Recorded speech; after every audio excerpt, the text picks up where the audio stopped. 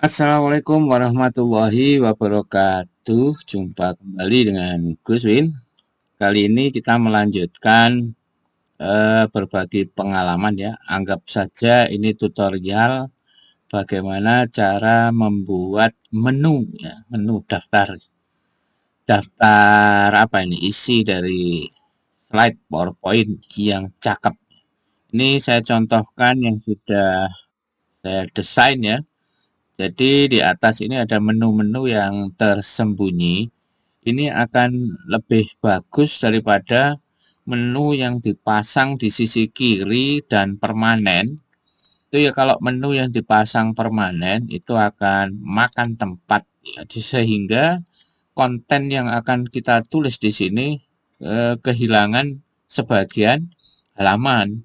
Namun kalau ditaruh dengan tersembunyi begini, kita lebih leluasa untuk membuatnya. Jadi kita hubungkan ini dengan hyperlink dari halaman ke halaman. Kemudian kita bisa juga kembali lagi ke beranda. Anggap saja ini beranda ya. Dan tombol yang di tengah yang icon dari power on off ini sebagai trigger ya, sebagai tombol untuk kembali ke beranda. Seperti home gitulah ya.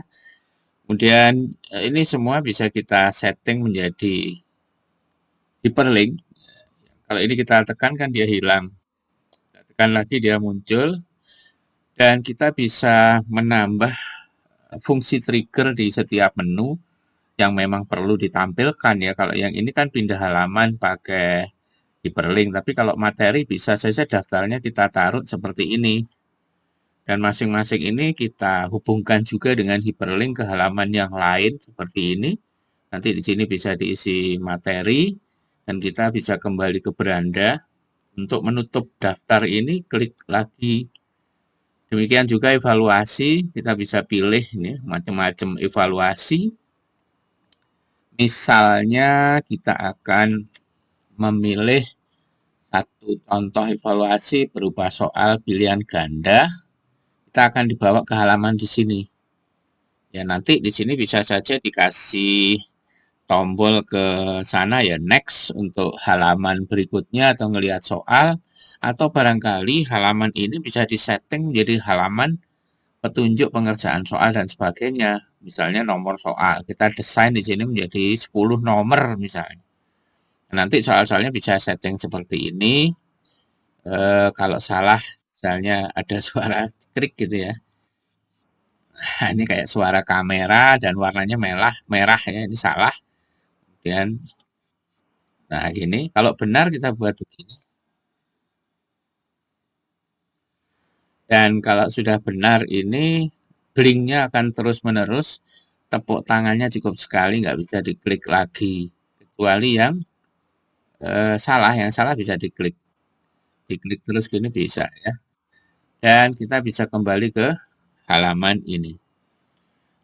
Ini juga sama dengan sini fungsinya menggunakan trigger sehingga daftar ini bisa kita tutup dari sini. Kalau misalnya kita terlanjur membuka seperti ini, terus lupa nutup, tapi yang kita tutup, maka dia tidak bisa nutup ini. Nggak bisa ditutup. Caranya untuk bisa menyembunyikan kembali dia, ya kita harus panggil lagi daftarnya ini, menu-menunya kita bantu sini, baru dia tertutup. Semuanya ini dibangun dengan kombinasi trigger dan hyperlink ya. Jadi hyperlink itu fungsinya menghubungkan satu objek di sini ke halaman slide yang lain.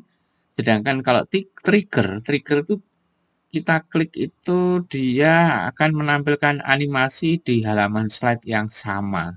Itu trigger seperti ini. Ini kita perintahkan dia muncul atau dia hilang di halaman ini. Nah, setelah dia muncul kita bisa memanfaatkan ini dengan hyperlink pindah ke tempat lain. Misalnya ini saya mau ke halaman teka-teki silang. Nah, di sini sudah ada tersedia teka-teki silang. Kita bisa lihat pertanyaannya di sini.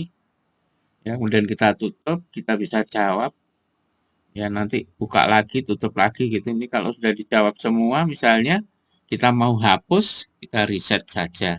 Nah, ini pemanfaatan trigger sebenarnya, ini yang pernah saya buat tutorialnya, nanti bisa dilihat juga di deskripsi bagaimana menggunakan trigger itu ya.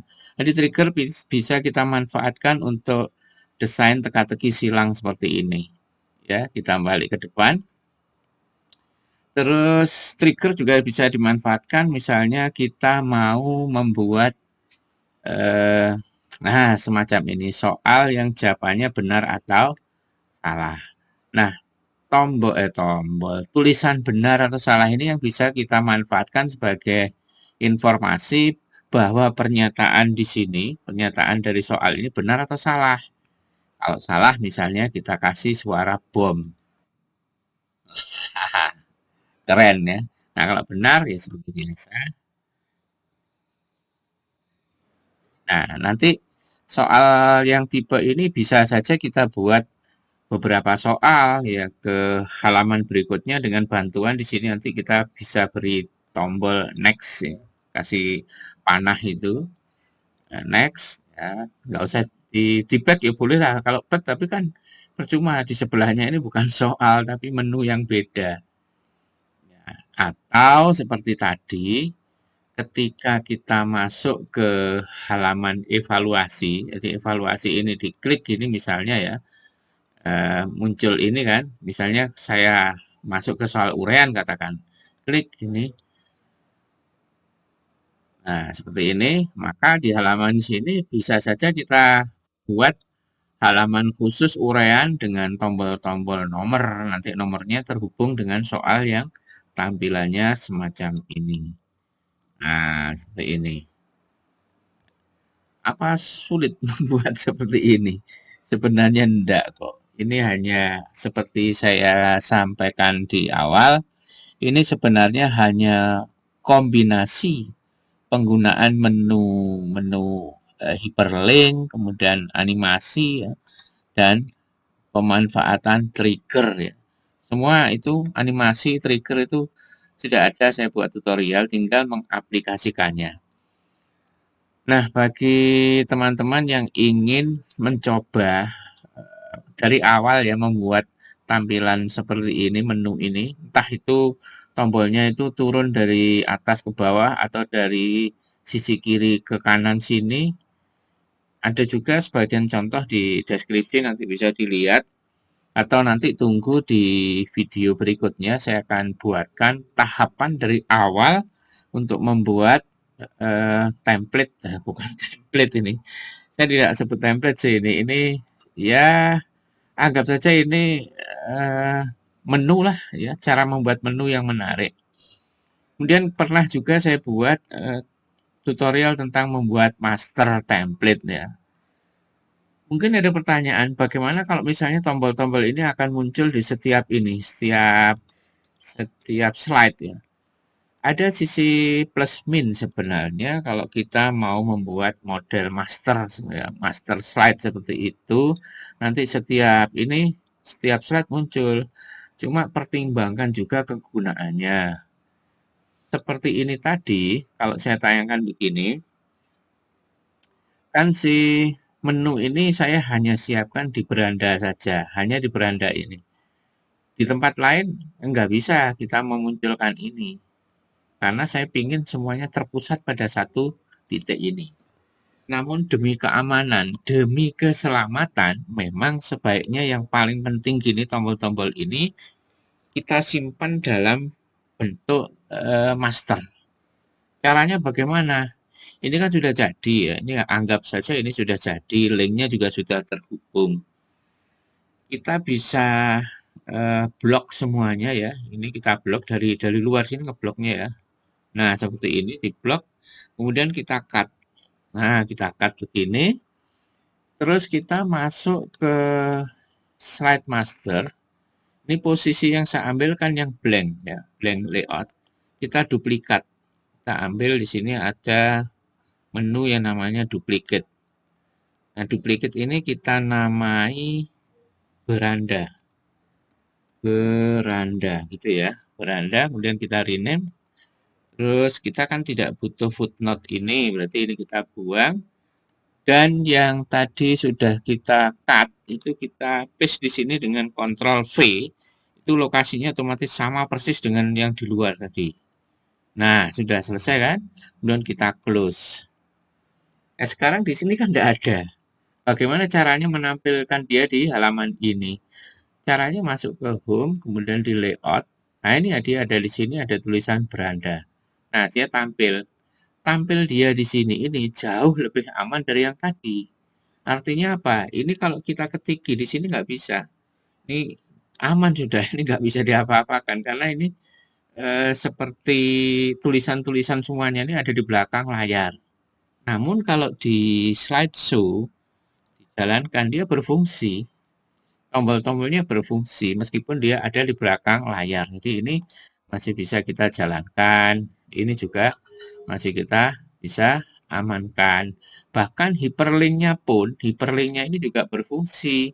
Contohnya misalnya saya mau mengarah kepada soal pilihan ganda ini. Sama dia tetap jalan. Ya kan?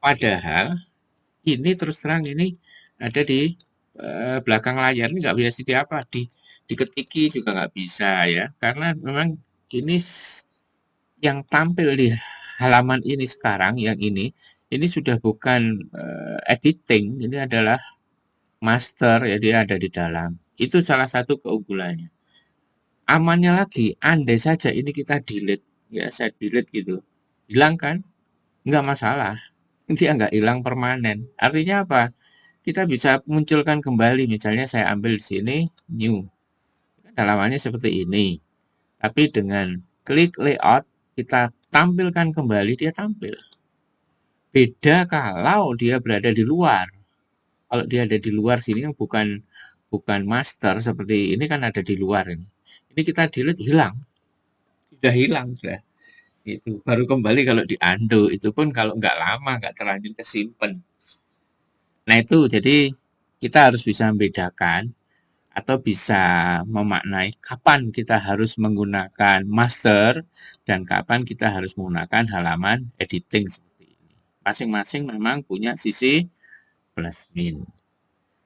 Begitu untuk sementara nanti di video berikutnya saya akan berbagi bagaimana cara membuat ini tadi, membuat menu ya, membuat menu yang tersembunyi baik itu dari sisi kiri maupun dari atas yang tidak nampak. Jadi kalau di slideshow seperti ini tidak nampak bahwa ada daftar di atas ya yang tersembunyi itu.